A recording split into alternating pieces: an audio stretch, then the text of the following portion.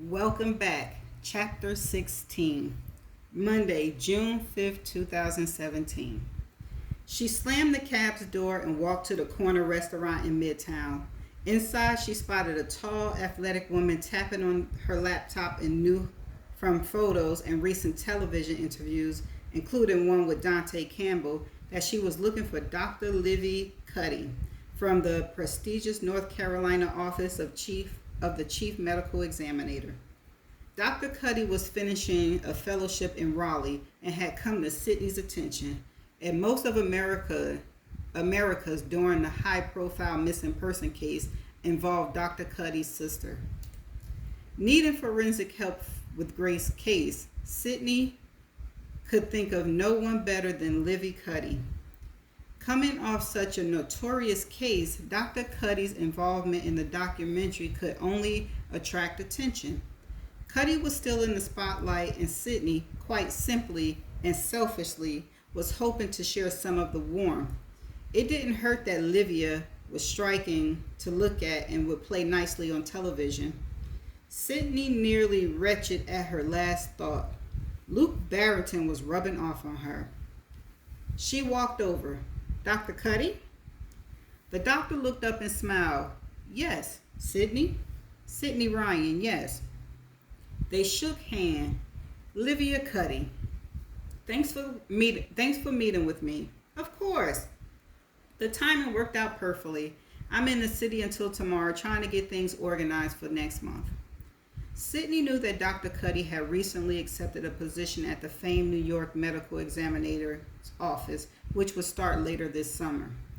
Raleigh to New York would be quite a change for you. It will, but I'm really enjoying the city. This is my fourth time visiting. Find an apartment. I'm signing the lease later this morning. One more meeting with my soon-to-be boss tomorrow, and then I head back to Raleigh to finish my last 3 weeks of fellowship. And you start at your new position here when? Officially September the 1st, but I'll have privileges, so I'll be slowly getting my feet wet during the summer, full-time in September. Allow me to welcome you officially to New York, Sydney said. I'll try not to take too much of your time. Oh, I've got an hour. Leslie gestured to the table, and they both sat down. A waitress appeared, and they ordered breakfast and coffee. So here's my pitch, Sydney says. I'm making a documentary about Grace Bowl. Remember her story? I do. She was the medical school student who killed her boyfriend in Jamaica, St. Lucia's, but yes, that's the one. I was a junior in college when that happened. My entire sorority watched it unfold. The indictment, the trial, the conviction. We had viewing parties. It was like the O.J. Simpson trial in the 90s, but instead of a famous athlete, it was a student just like us. It was sadly fascinating. It certainly captured the headlines back then. Grace had maintained her innocence for the past decade and has also retained a cult following, even if she has fallen out of the mainstream. My documentary is a re-examination of the evidence that convicted her. I need an expert in forensic to help me root through the details. With the idea that she's innocent? With the idea that there are many unanswered questions. Forensic evidence played a major role in Grace's conviction. The prosecution argued that a boat oar, actually a paddleboard oar, was used to strike Julian Crist in the head, causing the skull fracture that rendered him unconscious and led to his drowning. Grace insists the oar in question weighed 5 pounds, perhaps more, and it was 74 inches in length, which is longer than she is tall. This was back a decade ago, before the resort upgraded their equipment to graphite and composite plastic. Grace claims it would have been impossible for her to lug that long, weighty oar up the Potomac where Julian was killed, retain the strength, and coordinated to swing it with enough force to cause Julian head injury, then transport it back down the rugged terrain and return it to the sports shed, where it was later discovered by detectives. At trial, There was some back and forth about whether the blade of the oar was a forensic match to Julian's skull fracture, but the defense expert, a coroner with little homicide experience, was shredded on cross-examination. Livia shrugs. Sound interesting. Where do I come in? Would you be willing to review the autopsy findings and discuss your opinions? On camera, of course, as I'll need footage for the documentary. It's airing during the primetime lineup and currently follows Event, Luke's Barrington news program, so you can expect decent exposure if that's something that interests you. Livia nodded. I'm certainly curious, especially if you're suggesting the forensic don't match the crime.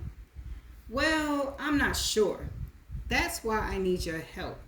I can pay you for your time, $150 an hour. I'm sure you're worth much more than that, but that's what I'm budgeted for.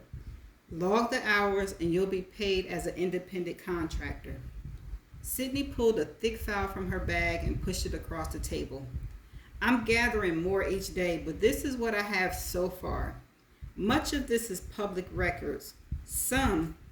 What's on the thumb drive came from Grace's defense attorney here in the U.S., who kept not only everything from the trial, but also new information that has come along over the years. Crime scene photos, interviews, trial transcripts, and everything from Julie and Chris' autopsy, which is what I'm mostly interested in getting your opinion on. And I wish I could tell you to take all the time you need, but unfortunately, I'm under a tight deadline. How soon could you look at this? Dr. Cuddy flipped through the file.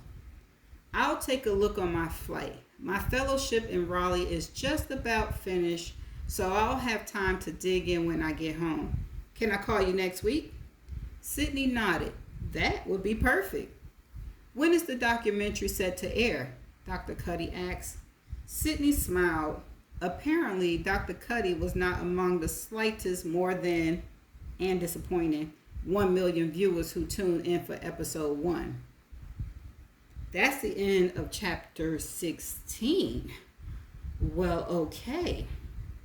She's getting herself a person who can look at the autopsy report. Do you think they're going to find something? Because it do make sense. Wait, but she could have been on a bluff before Julian got there. So she could have got enough rest. But then again, they said it's taller than her and she wouldn't have been able to swing it. There go a clue. Maybe she didn't do it. We don't know. But anyway, that's the end of chapter 16, and I shall see you in the next chapter. Let me know what your opinions are so far in the comment sections. Bye.